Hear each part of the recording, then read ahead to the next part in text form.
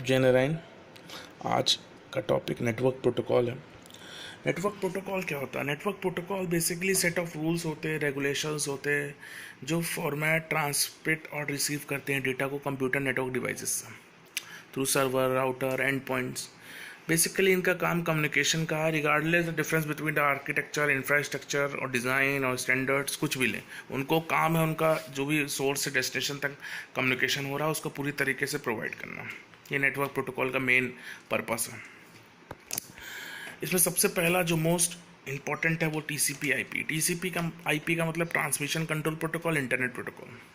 ये internet protocol sweet का एक वर्ल्ड वाइड वेब का कोर कम्युनिकेशन सिस्टम है जिसकी हेल्प से इंटरनेट बेस्ड डिवाइस जो भी कम्युनिकेट करते हैं वो साइमल्टेनियसली वर्क कर सकते हैं। IP address is the unique numerical address. आप सभी लोग जानते हैं कि डिवाइस का होता है जो कंप्यूटर नेटवर्क में रहते हैं वो इंटरनेट प्रोटोकॉल की हेल्प से ही कम्युनिकेशन कर सकते हैं, बिना आईपी एड्रेस के काम नहीं हो सकता। आईपी एड्रेस पिन पॉइंट करने के लिए यूज़ होते हैं जो particular device from billions of devices on the internet. हर का अपना यूनिक आईपी एड्रेस है जो जिससे कम्युनिकेट करने की हेल्प यूज़ होता है। स्टैटिक आईपी एड्रेस होता है इसके अंदर, तो डायनेमिक आईपी एड्रेस होता है। स्टैटिक आईपी एड्रेस जो नेवर चेंज होता है, जैसे हम लोग कभी भी नेटवर्क में काम कर रहे हो, लोकल कंप्यूटर्स पे इंटरनेट से काम कर रहे हो, तो वो स्टैटिक आईपी एड्रेस होता है। डायनेमिक आईपी एड्रेस को हम टेम्प्रोरी बना सकते हैं। हम किसी डिपार्टमेंट में काम कर रहे हैं, लैन के थ्रू कनेक्शन किया हुआ, तो उसका हम डायनेमिक कर सकते हैं, टेम्प्रोरी लगा सकते हैं, और वहाँ से हम अपना जब चाहें इंटरनेट को कनेक्ट करने के लिए चेंज करके कनेक्ट कर सकते हैं। Two basic IP versions use होते हैं इसके अंदर, IPv4 और IPv6। IPv4 एक 32 बिट का आईपी एड्रेस होता है, IPv6 एक 128 बिट का आईपी एड्रेस होता है। IPv4 के अंदर न्यूमेरिक एड्रेस होते हैं, बाइनरी बिट्स होते हैं, सेपरेटेड बाय डॉट होता है। IPv6 एक अल्फा न्यूमेरिक एड्रेस होता है जिसके अंदर बाइनरी बिट्स सेपरेटेड होते हैं कोलन से। ये एक मेन डिफरेंस था। आप इसके आगे इनके बारे में छोटी क्लासेस में बताया गया होगा, नहीं बताया होगा तो इसको आप ढूंढिएगा, जो क्वेश्चंस होंगे इसके बारे में बहुत पूछिएगा। TCP IP ई कॉमर्स की साइट्स में बहुत यूज़ होता है, FTP में, HTTP में, टेलीनेट में, SMTP में। इनको हम अभी ब्रीफ में आपको आगे बताएंगे। तो FTP मतलब फाइल कभी भी ट्रांसफ़र करनी हो तो वो फाइल ट्रांसफ़र प्रोटोकॉल है।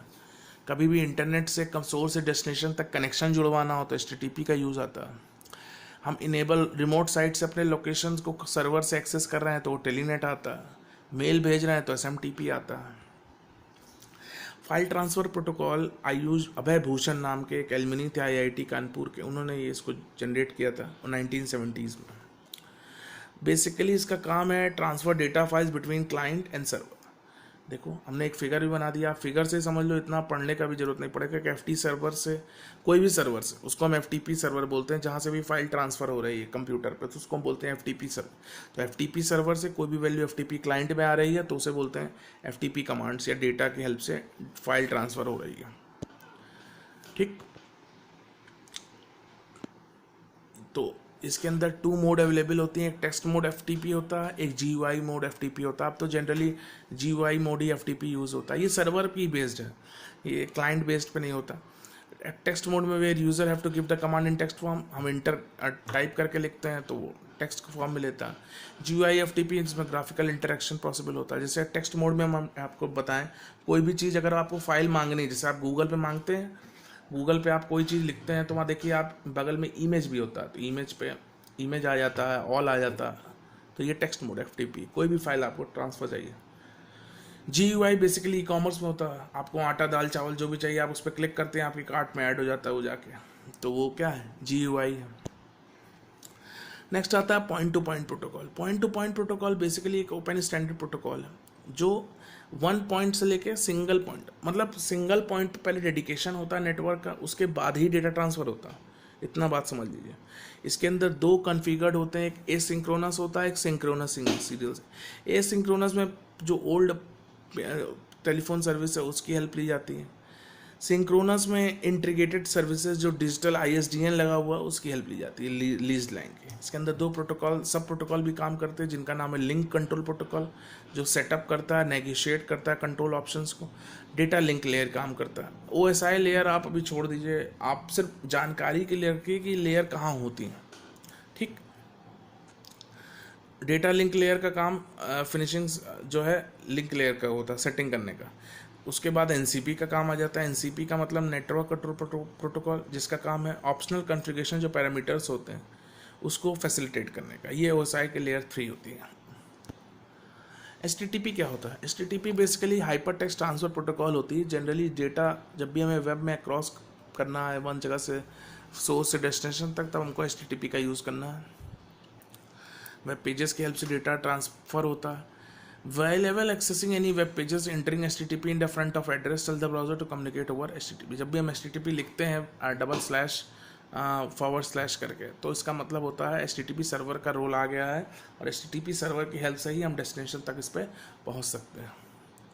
रिमोट लॉगिंग क्या होता है? अभी हमने आपको रिमोट लॉगिंग समझाया। कोई भी हम कहीं भी बैठे हुए, हम जैसे अपने घर में बैठे हुए हैं, हमने मेन सर्वर को एक्सेस करना चाहा, तो ये क्या हो गया? रिमोट लॉगिंग हो गया। रिमोट कंप्यूटर से, रिमोट लोकेशन से हमने अपने सर्वर को इंटरनेट के माध्यम से अगर एक्सेस करना चाहा तो उसे बोलते हैं remote logging. Telnet basically popular protocols accessing है जिसमें रिमोट साइट या सर्वर से यूज़ किया जा सकता है। टेलीनेट क्लाइंट सॉफ्टवेयर जो होता है वो कंप्यूटर में कनेक्शन के लिए यूज़ होता है। टेलीनेट सर्वर होता है। टेलीनेट का मतलब टेली नेटवर्किंग, ठीक। जो भी हमारा क्लाइंट है, जो वर्चुअल टर्मिनल मतलब ऐसा टर्मिनल जो एग्जिस्ट ना कर रहा हो लेकिन वहाँ पे दिखा रहा हो कि आपसे वहाँ से कम्युनिकेशन हो सकता है, उसको हम बोलते हैं टेली नेटवर्किंग या होस्ट वर्चुअल टर्मिनल। तो वहाँ से अगर कोई एक्सेसन चाहिए तब हमको टेलीनेट का यूज़ करना है। ये unique based client server use करता है और इसकी हेल्प से ही हम डेटा को कम्युनिकेट कर पाते हैं जब भी हमें वर्चुअल टर्मिनल में काम करना होता तब। नेक्स्ट आता है wireless mobile communication protocol.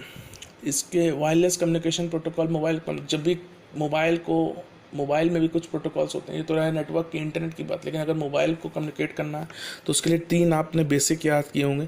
GSM है, जीपीआरएस है, डब्ल्यूएलएल है। जीएसएम एक 2G के समय में यूज़ था, global system for mobile communication.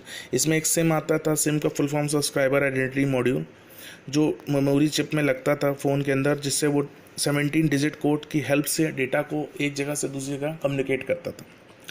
इसकी जो फ्रिक्वेंसी बैंड है वो 900 मेगाहर्ट्ज़ से 1800 मेगाहर्ट्ज़ तक रहती है। और इसमें ये अब पुराना हो गया क्योंकि ये सर्किट स्विचिंग को स्टार्ट किया था, उसके बाद अब पैकेट स्विचिंग आ गई। पैकेट स्विचिंग को general GPRS, general packet radio service की टेक्नोलॉजी की हेल्प से हम डेटा को सोर्स से डेस्टिनेशन तक अब पहुँचाते हैं, ठीक। तो नेक्स्ट है जीपीआरएस। जीपीआरएस मतलब general packet radio service. GSM में बेसिकली सेल फोन सिस्टम में सिम लगता था और उसमें आप देखे होंगे बैटरी लगती थी, सारी चीज़ें लग के वो कंट्रोल होके तभी एक्सेस मांगता था। जीपीआरएस में ऐसा कुछ नहीं है। ये जो रेडियो कैपेसिटी होती है वो डेटा नेटवर्क का ट्रांसमिशन 115 kbps पे होता है, ठीक। ये फ़ोन में ही लगता है बेसिक।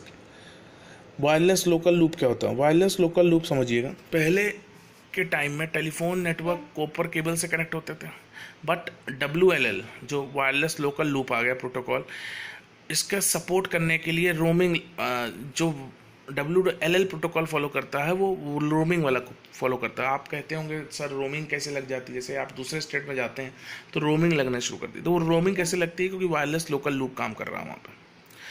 काम देखिए, इसका थोड़ा सा वर्किंग समझ लीजिए बस हल्की सी, क्योंकि कभी कभी वाइवा में इसके बारे में पूछा जाता है, चाहे HTTP की वर्किंग हो।